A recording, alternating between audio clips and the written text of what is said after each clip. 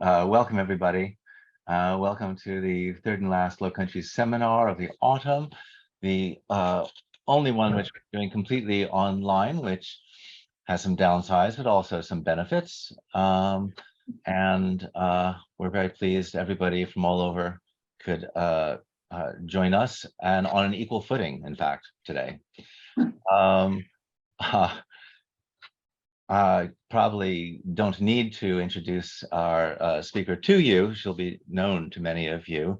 Christine Kooi is Lewis, Catherine, and Benjamin Price Professor of European History at Louisiana State University. She's published very widely on Dutch religious history of the Low Countries in the 16th and 17th centuries. Kind of the occasion for this particular seminar is the appearance of her new book. When exactly did it come out, Christine? Over the summer or spring? Yeah, June. June. Yeah, and you see the cover there on her PowerPoint, Reformation in the Low Countries, 1500 to 1620. And in fact, I can make a plug for it, and it's available in paperback already, as well as hardcover. And it's being translated into Dutch as well, if that's your preferred language, though you might have to wait a little bit. And it's a silver lining, you might say, to the pandemic, that Christine is not only able to participate in seminars online, as she's been doing regularly, but is able, in fact, to speak to us and present from nice and warm Louisiana. So thank you, Christine, and over to you.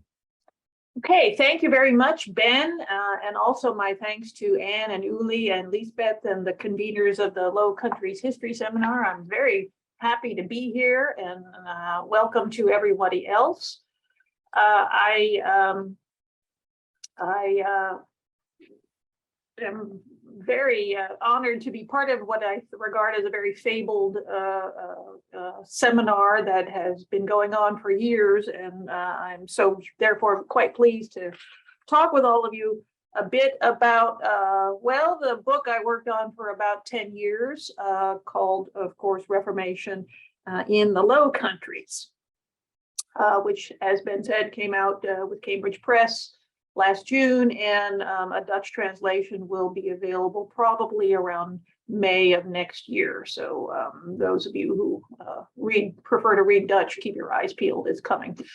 So I want to talk a bit about the book itself and some of the things I sort of uncovered or figured out in the process of writing it, because as we all know, the process of writing is such that you learn things as you put the pieces together, not just from reading, but also in the attempt to create a coherent narrative.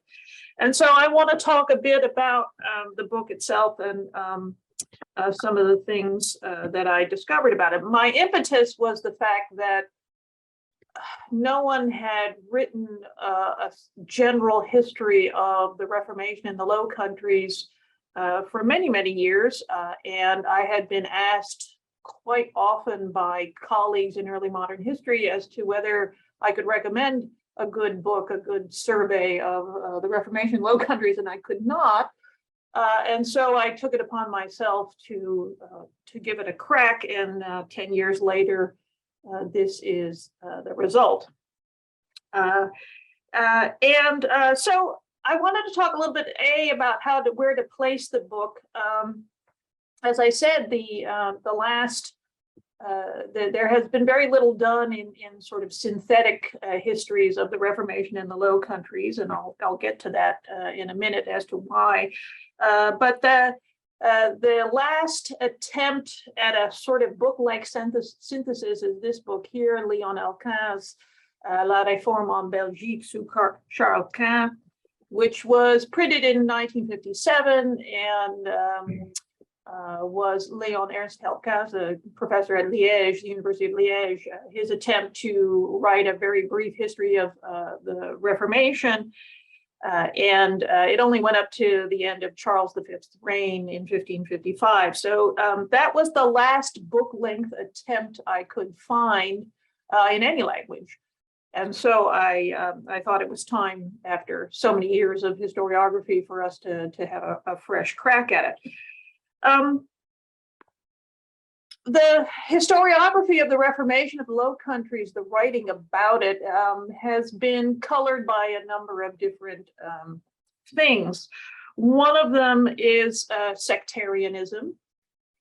That is, the earliest histories of the Reformation in the Low Country were actually written, and you can see here, they were actually written by Arminian scholars in the 17th century, Dutch Arminians, like Gerard Brandt.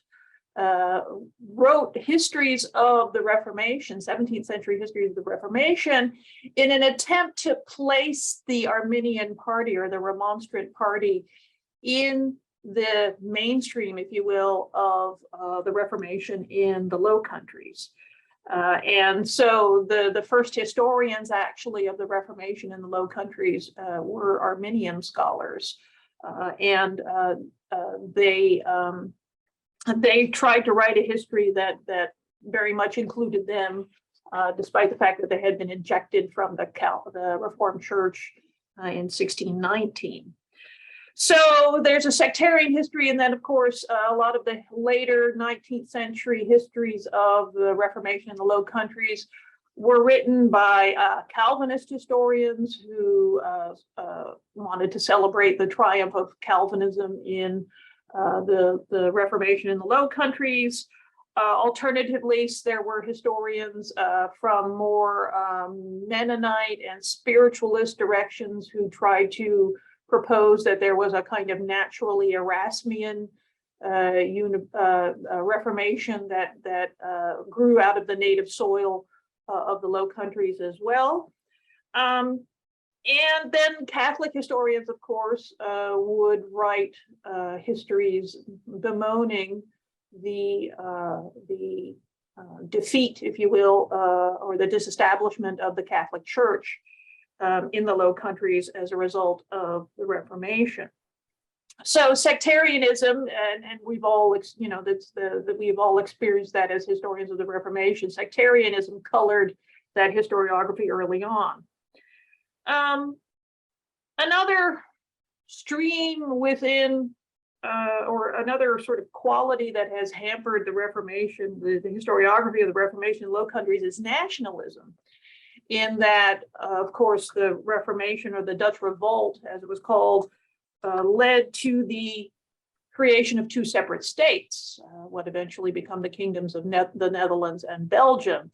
And that meant by the time we got to the late 19th century, you had two separate sets of historiography, one Dutch and the other Belgian. And the two did not meet very much or very frequently at all. Among Dutch historians, early Dutch historians, or among Belgian historians of the Reformation, I should say, there was a lot of debate, mostly between Catholics and liberals, about what the meaning of the Reformation might be. Catholics, of course, rejecting it as heresy, but the liberals seeing it as an effort to break away from what they saw as the tyranny of Catholicism. So the Reformation among early 20th century Belgian historians became fodder for their own wars between the sort of Catholic and liberal factions of the Belgian establishment. So that's another kind of hindrance that's kept people from writing these general history of the Reformation.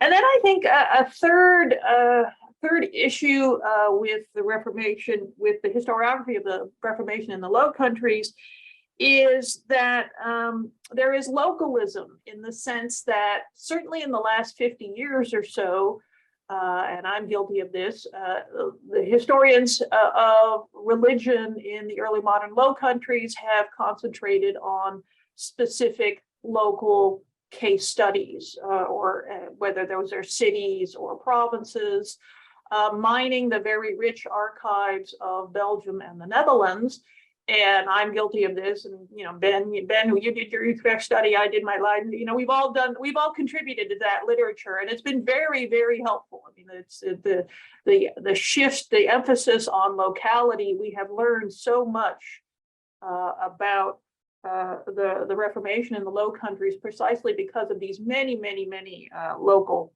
studies.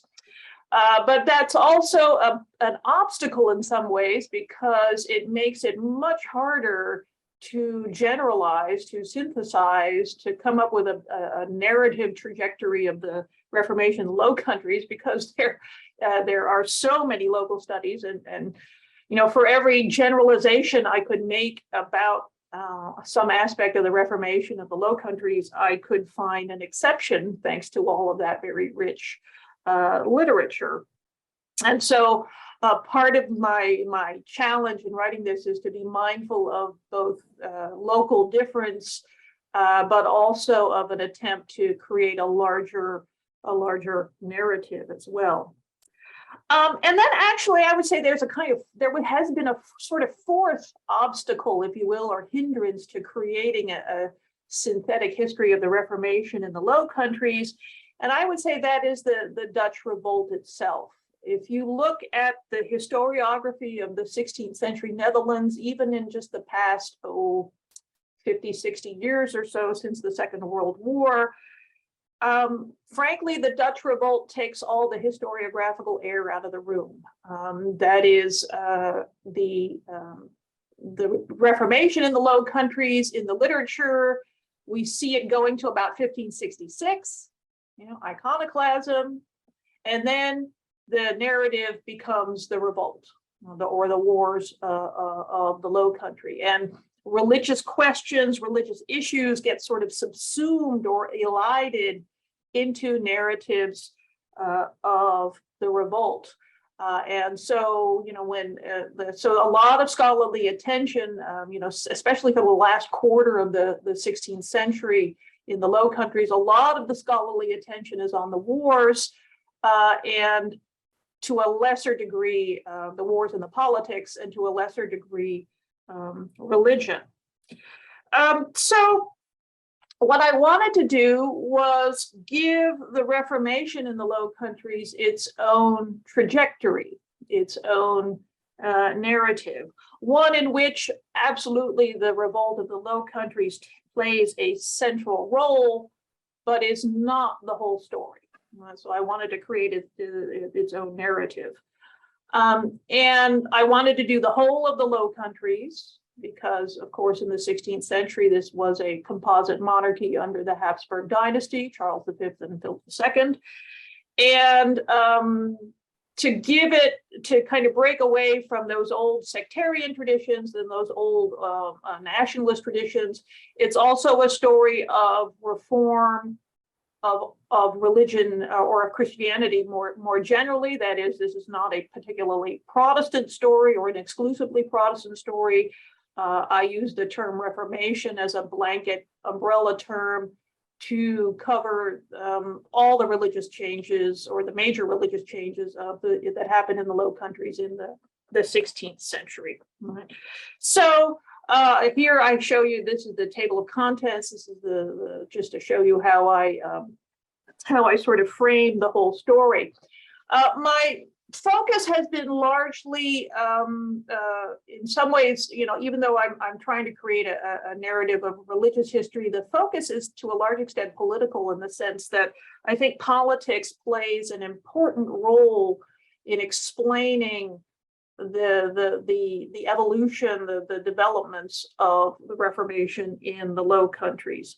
The Reformation plays against a backdrop, a very specific political backdrop, which is the integration and disintegration of the Habsburg composite state in the Low Countries in the 16th century. That composite state reaching the height of its territory in the 1540s with Charles V, and then coming apart as a result of the wars of the later 16th century. And I believe religion plays a very important role in that particularly that story of disintegration. So in the first part of the book, I talk about the context, that is the very rich culture and landscape of late medieval Latin Christendom, and particularly the Netherlandish corner of it. We have long since, of course, rejected Jacques Toussart's thesis from the 1960s about the decadence of religion, particularly in the Low Countries. The point I make, and I think the Netherlands, the Low Countries are no exception in this regard. The point I make is that this is a region that fully participated in and embraced late medieval religiosity, right? All of its exuberance, all of its various forms, its activities, its material culture, as well as its spiritual culture. And this, and like I said, the Low Countries is no exception in this regard. The cloister life was very rich. The parish life was very rich. There are lots of scholars who have written extensively about just how busy and how complicated that religious landscape was. And so in that regard, the Netherlands is no different from the rest of Latin Christendom in the richness, in the vitality, if you will, of its late medieval religious culture. The images here, this is a print of the cult of the Seven Sorrows of the Virgin Mary, just depicting, of course, her piety upon the execution of Christ, as well as scenes from the life of Christ. The cult of the Seven Sorrows of the Virgin was a very popular one across the Low Countries, particularly in Flanders. And it's a good example, if you will, of just how much devotion, veneration of the saints cults, confraternities, all of this was very, very, very prevalent in the landscape of the Low Countries. And of course, like everywhere else in Europe, this is a great era of church building. This is the tower of the Sint Romboutskerk in Mechelen, which was completed in almost completed in the early 1520s, and financed largely by the sale of indulgences. And so, again, the point I make is that the Low Countries fully participates, fully engages in the wider cultural universe of late medieval Christendom. I talk a bit about also the laicization of piety, that is the development of the modern devotion as a movement among fairly serious Christians in the later Middle Ages to live life in imitation of Christ. You also have the Beguines, who are quite prevalent in nearly every major city in the Low Countries. There's a beguinage, and those are part of the religious landscape as well. So I'm trying to place the Low Countries very much in the mainstream of what's happening in late medieval Christendom in the West. I think it's fully very much part of that larger scene.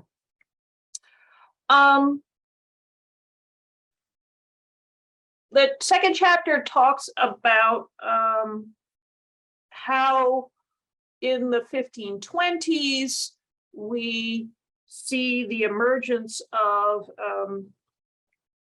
reformist ideas, mostly coming out of the German-speaking world, not just Martin Luther, which of course we all know about, but Zwingli and the Swiss cities had a fairly direct influence on those who were attracted to reform in the Low Countries in the 1520s. Thanks to the very rich economy of the Low Countries, thanks to trade routes, nearly all of which went to Antwerp, it was not hard to find pamphlets, to find literature coming out of Saxony, coming out of Switzerland, with these new reformed ideas. And that's one thing I try to stress very much in this narrative, is that the Reformation in the Low Countries was an international event. It was influenced very heavily from developments and ideas out from the European hinterland. And it's this international economy that the Low Countries is a part of that makes the distribution of ideas, reformed ideas, very, very, very prominent.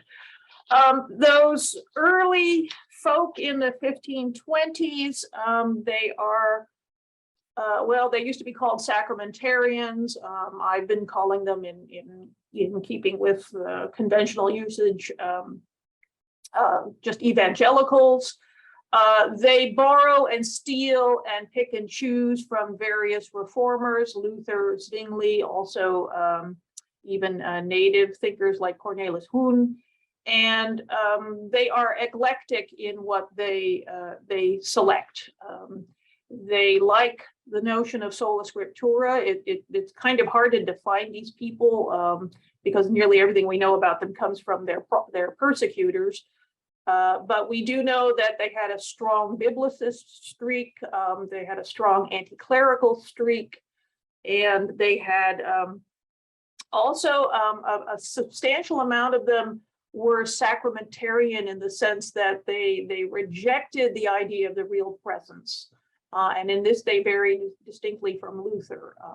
There was if you read some of these inquisitorial documents, you see people are being accused of making fun of the Eucharist, of dismissing it as an empty ritual. So, also in this chapter, I talk about what happened in the 1530s, which is, of course, the emergence of Anabaptism. And the Anabaptist Melchiorite movement takes hold in already by 1530 in the Low Countries. Melchior Hoffman, of course, coming also from the Holy Roman Empire. And his movement, the Melchiorite movement, takes off very rapidly in the 1530s. I describe this development as part of what German historians refer to as the Wildwuchs. That is the wild growth of reformist ideas and evangelical ideas in the 1520s and in the 1530s. And we see that happening in the Low Countries. There's this wild growth of religious dissent, of very loud and vocal religious dissent. And the Melchiorites, the Melchiorite Anabaptists, become the most obvious group within that dissent. They are also of course, considered by the authorities to be the most dangerous. And I talk a bit about, in the book, about the role that the Anabaptist Kingdom of Munster plays in this particular decade, in that it both encourages smaller Anabaptist rebellions inside the Low Countries, especially in places like Holland and Friesland and Overijssel. But then also the repression of the Anabaptist Kingdom of Munster leads to fairly fierce suppression of the Anabaptist movement in the Low Countries as well. And as you can see here on the left, this is an image of Anabaptists being hanged in a square in Amsterdam, probably from about the 1540s. And that's another thing that I stress in the book that I think is one of the peculiarities of the Reformation in the Low Countries, and that is how much judicial prosecution it endured. Compared to other places in Europe, the Low Countries saw a very concentrated effort at the suppression of Protestant heresy. Charles V and then later Philip II had a relatively free legal hand within the Low Countries, because this was his, of course, patrimony, to issue laws that and edicts, and to create mechanisms that very, very harshly quelled dissent, or at least attempted to quell dissent. And it worked for a while. Certainly after Münster in the later 1530s, and but certainly by the 1540s, it looked as though this judicial regime, which is not entirely accurately referred to as the Inquisition. It's really more like a sort of combination of the church and the central government in Brussels attacking heresy. But that judicial regime was actually fairly successful, at least through the 1540s, at suppressing heresy. By 1566, the count is at least 1,300 people were probably executed for heresy in the Low Countries, and by the end of the century, it's the estimate is about 3,000 people killed, executed for heresy, which is a number proportionally in terms of the rate of population much higher than anywhere else in Europe. And that is one of the peculiarities of the Reformation in the Low Countries. That persecution in the late 1530s and into the 1540s kind of segues, or I describe it as a kind of moment where by the middle of the 16th century, we have what I call a confessional turn. That is, we start to see the emergence, particularly in the second half of the 16th century, of more coherent blocks or streams of dissent, or streams of reform, I should say. It's easy to overstate this, and I've been constantly reminded by Miriam van Been at the Free University of Amsterdam not to overstate the distinctiveness of these different branches of reform, because it's very easy to read back confessional difference where very little existed. But I do think the case can be made that by the second half of the 16th century, we start to see three major directions for reform. I hate to say organizations or groups, because in some ways they weren't all that well organized. But we do start to see what I call a confessional turn, in the sense that these different strains of reform take on more coherence, partly out of distinguishing themselves from other movements. So that is, for example, the Reform movement, which really emerges in the Low Countries in the 1560s, tries very hard to distinguish itself from the Anabaptists and the Mennonites, who of course have been tainted by Münster and the accusation of radicalism. And so what I see happening is that there are these three sort of strains of reform that emerge. You have the Anabaptist or Mennonite, really, doopsgezind, as the Dutch say, which technically kind of you could translate as Baptist, although that gets into all sorts of other confusions. But the baptism-minded, shall we say. And that stream emerges in the 1550s with Menno Simons and people like David Joris and the spiritualist, quietist strain of dissent. And what we see happening with that movement, the Mennonites, the doopsgezinden, they start creating their own confessions of faith, their own statements of belief. They put together their own Bible translation. This is the title page from the Bieskens Bible, which was used by doopsgezinden Mennonites starting in 1560. So their own translation, if you will, of the Bible, their own version of sola scriptura becomes important.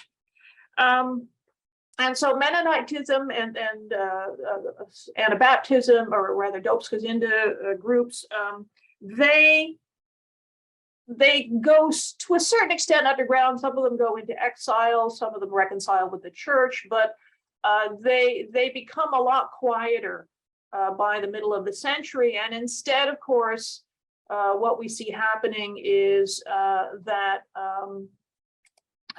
the Reformed start to appear in the 1550s in the Low Countries.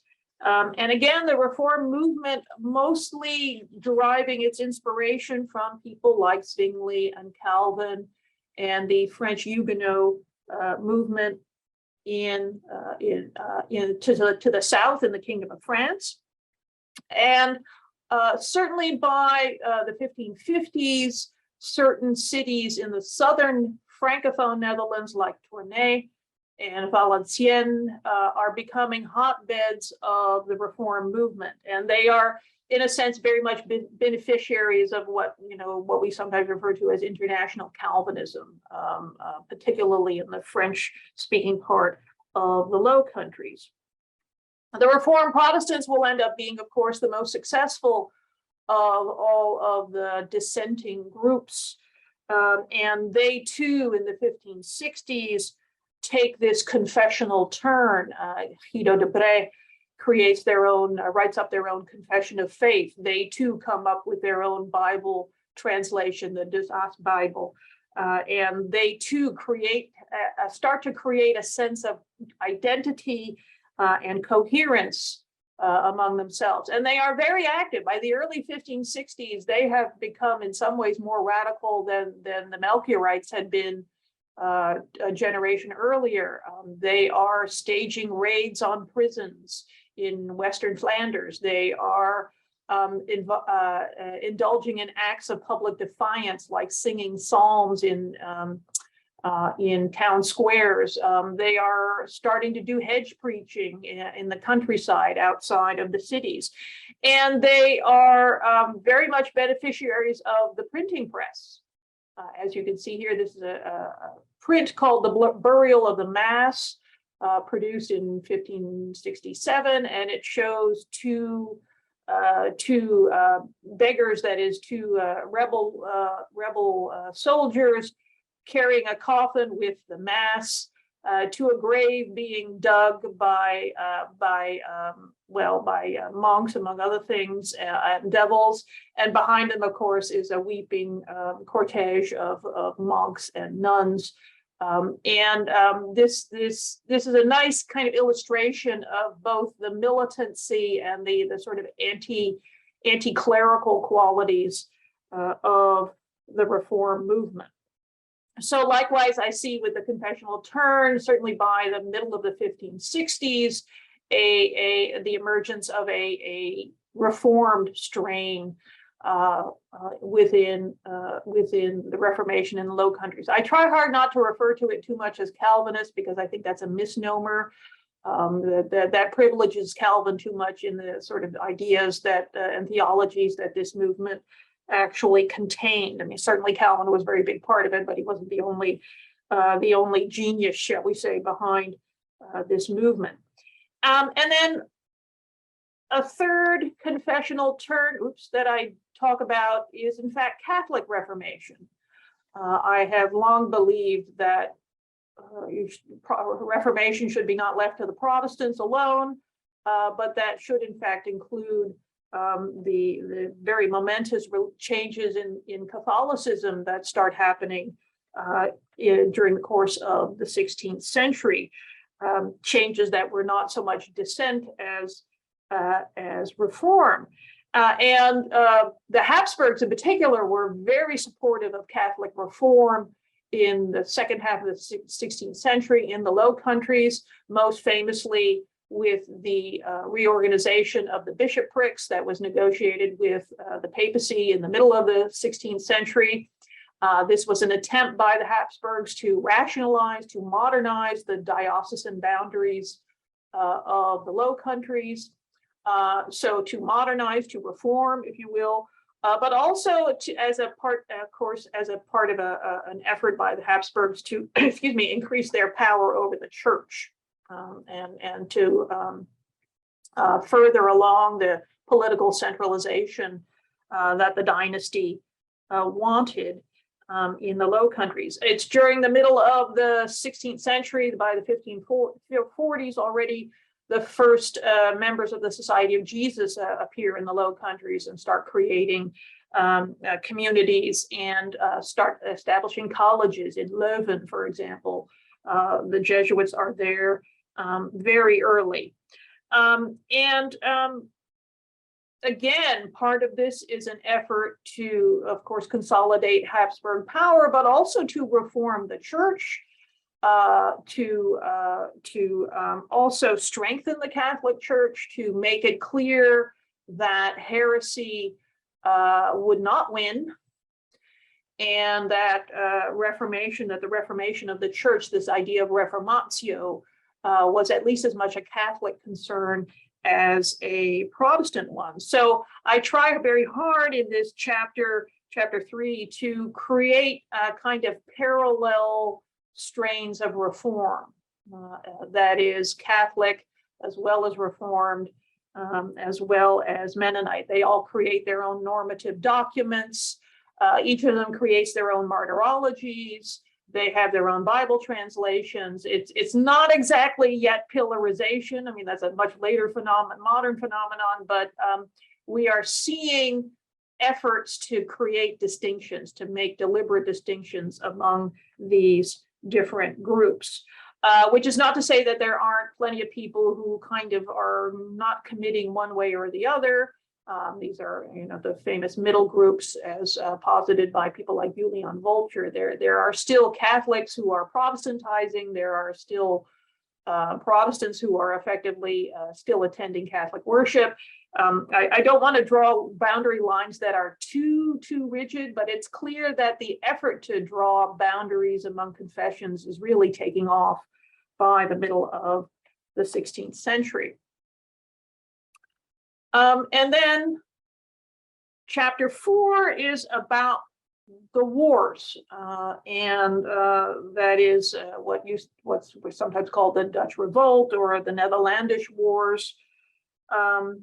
And in particular, what I'm writing about in this chapter is not so much a narrative of the Dutch Revolt or the Revolt of the Low Countries, which has been done many times very ably, but to write about the religious dimension of those wars. The images here you see on the left, Frans Hogenberg's famous depiction of the nobles of the Netherlands presenting the compromise to Margaret of Parma in the spring of 1566.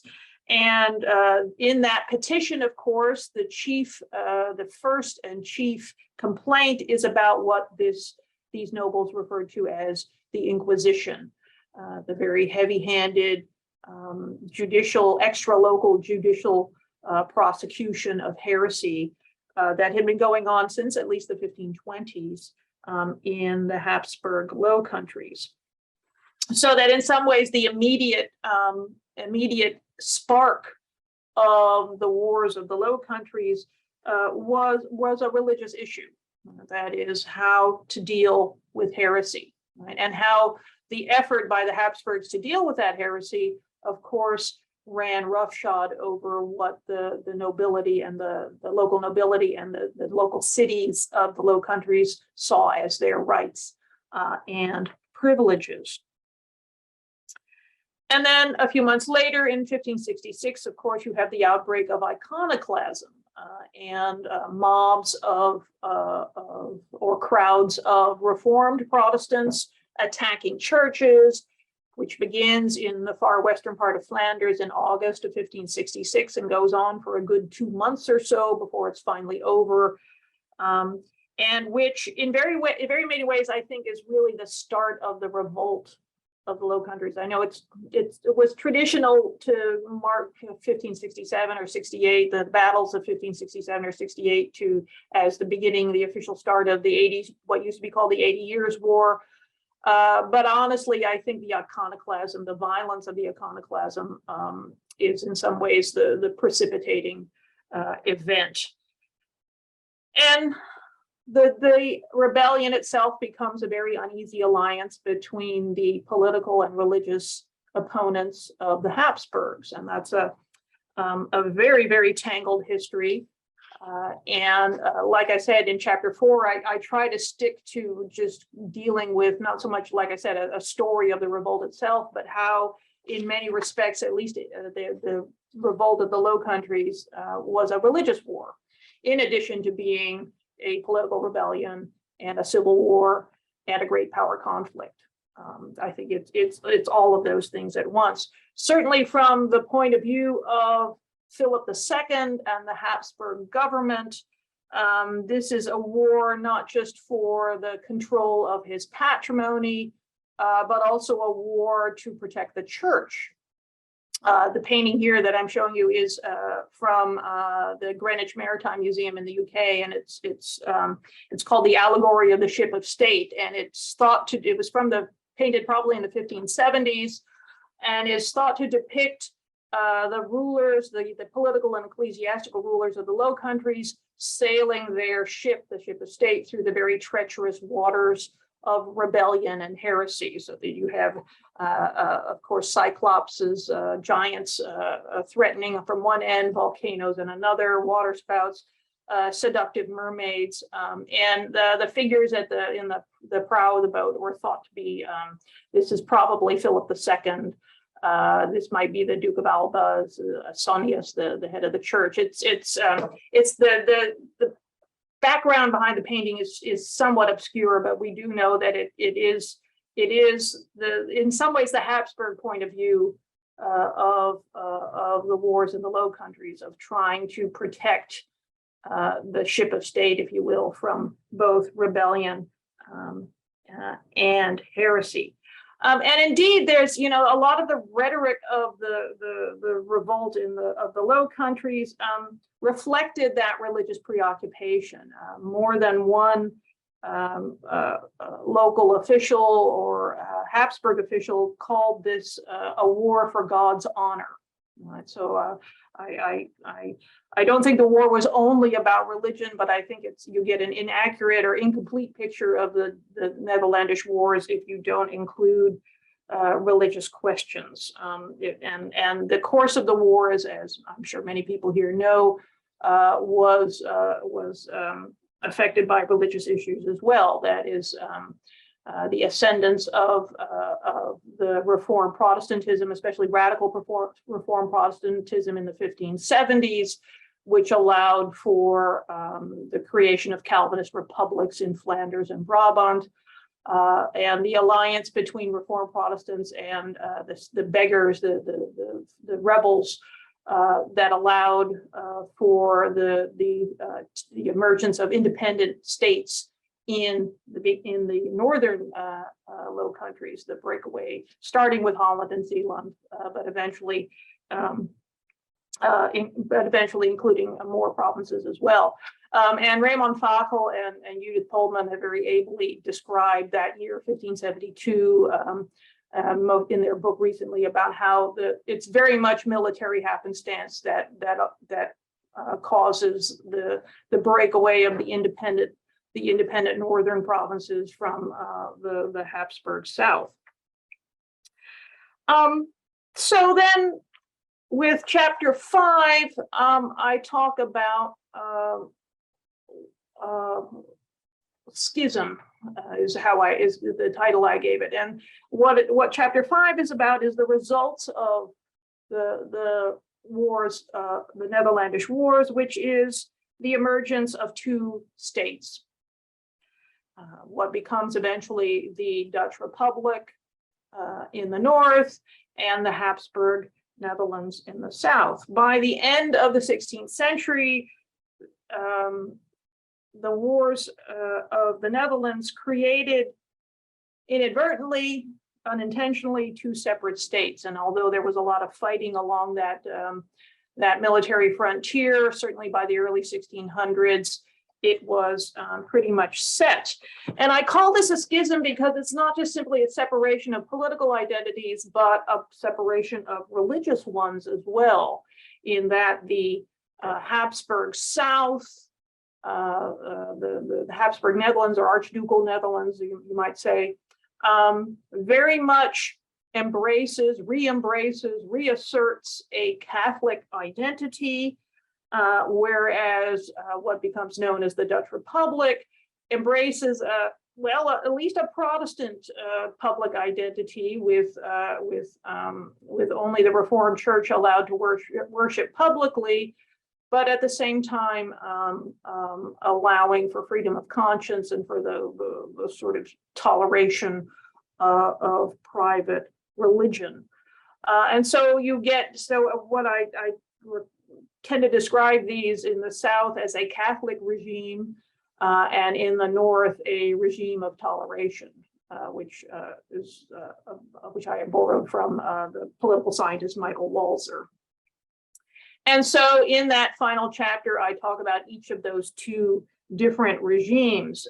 In the Archducal or Southern Netherlands, Catholic Reformation really starts to take hold and starts to be accelerated in the 1580s and 90s and into the early 1600s.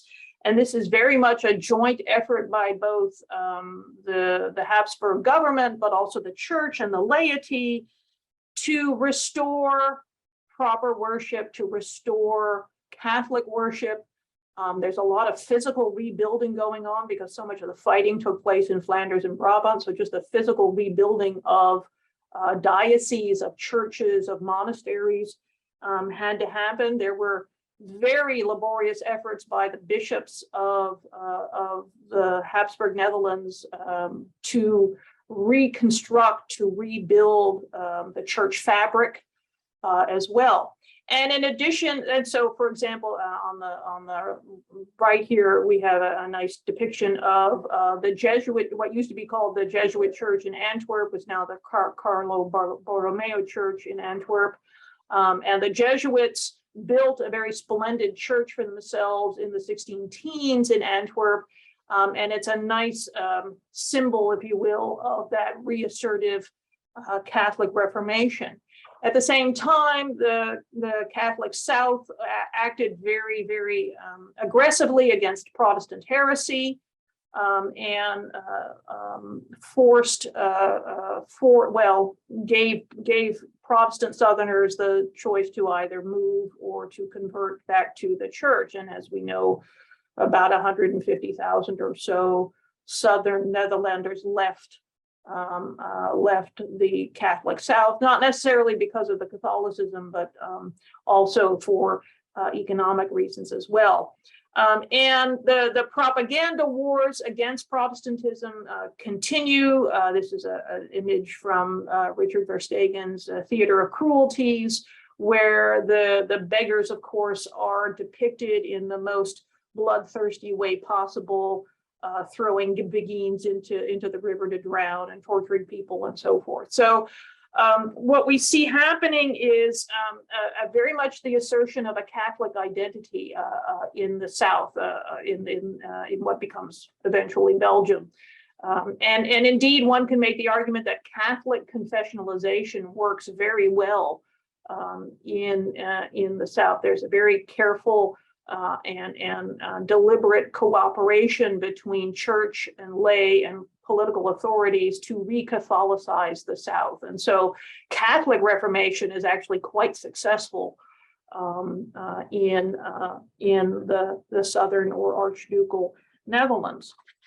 And then, of course, I talk about the Dutch Republic, where the situation is rather more complicated. On the one hand, the Reformed Church undergoes its own difficulties in the early 1600s to establish its what it thinks its orthodoxy is, and of course that culminates in 1618 and 19 with the famous Synod of Dordrecht, where the Arminian faction within the Reformed Church is drummed out of the church, is rejected, and the Reformed Church asserts a kind of Calvinist orthodoxy over its membership, so that the sort of more latitudinarian church that had still existed in the late 16th century gets purged, if you will, in the 16 teens because of the Arminian controversy as well. And so but at the same time, as I alluded to earlier, this is the Dutch Republic. The rulers of the Dutch Republic create a regime where the official facade of the Republic is, of course, reformed, but the demographic reality is that at least half of the population, if not more, is not reformed. That is Catholic or Mennonite, Doopsgezind, Lutheran, and then of course later in the 17th century, there are Jews and Quakers and all sorts of radical folk, if you will. And so that regime of toleration that I described involves the regents of the Dutch Republic managing religion in very deliberate ways, managing the public Calvinist church, but also managing these minority, technically private congregations. And it works well in the sense that there's very little religious violence that we see happening in the 17th century in the Dutch Republic. There's still plenty of religious antagonism and certainly unpleasant rhetoric. But the system, the regime of toleration seems to work for the most part, not entirely smoothly, but certainly effectively enough to allow for a degree of social harmony and certainly prosperity. So I end the story in 1620 because I feel like the one narrative becomes two. That is, we have two different trajectories of Reformation happening in the Low Countries, in the Dutch Republic, and then of course in the Archducal Netherlands. And we have two different stories happening. I stopped the narrative there partly for practical reasons, but also because I think, again, it's two different stories and, two different states that are emerging in this point. And then I talk a little bit, I try to place the whole story in the larger European context. And actually, mostly what I say is that in most respects, the Reformation in the Low Countries shares a lot of similarities with Reformation elsewhere in Europe.